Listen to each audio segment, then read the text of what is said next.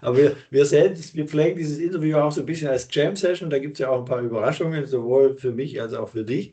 Und ich greife jetzt nochmal auf, was wir vor ein paar Minuten von dir oder ich als kleine Vorlage bekommen habe. Das ist dieses Thema Nachhaltigkeit, aber auch als wirtschaftlicher Faktor. Dann darüber einen Wert, und wir reden heute über Werte, und du kannst jetzt auch schon langsam dein vorbereitetes die Datei aufrufen. Wir reden über Werte. Wie, wie beeinflussen oder wie können Werte beeinflussen, wenn sie eben über diese Nachhaltigkeit kommen, dass dann daraus auch ein wirtschaftlicher Faktor entsteht. Da hast du sicherlich auch die ein oder andere Erfahrung schon mal gesammelt, so mal als eher vielleicht Meta-Ebene, mal als Einstieg.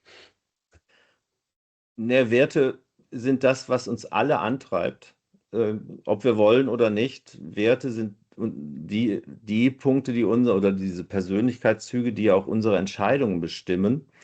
Und jeder muss sich für sich eigentlich mal nur klar werden, dass jeder seine eigenen persönlichen Werte hat. Das ist natürlich ein wichtiger Punkt.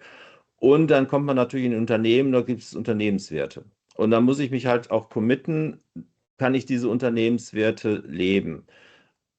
Wir haben schon Werte-Workshops gehabt, wonach Leute gesagt haben, ups, jetzt weiß ich, warum ich hier nicht so glücklich bin.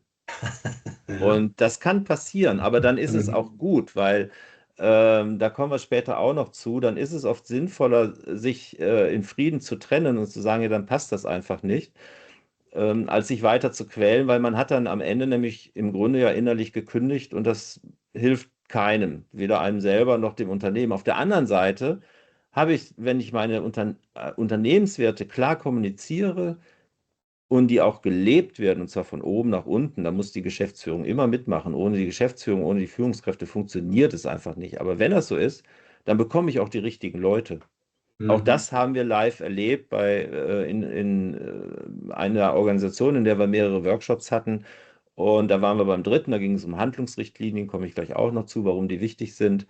Und da saßen zwei neue Leute, die sofort mitgemacht hatten. Das war freiwillig, wer daran teilnehmen wollte. Und die waren total begeistert. Die waren aufgrund der Werte, die wir mit denen herausgearbeitet hatten, was dann auch auf der Website präsentiert war, mit dem Leitbild, was wir mit denen gemacht hatten, waren die deswegen zu denen gekommen und nicht woanders hingegangen. Mhm. Und das heißt, ich bekomme auch die richtigen Leute und das ist eigentlich der große Wert der Werte, dass ich dann am Ende, wenn ich das wirklich lebe, im Grunde eine kostenlose Führungskraft habe. Werte können eine kostenlose Führungskraft sein, weil sich die Leute an etwas orientieren können.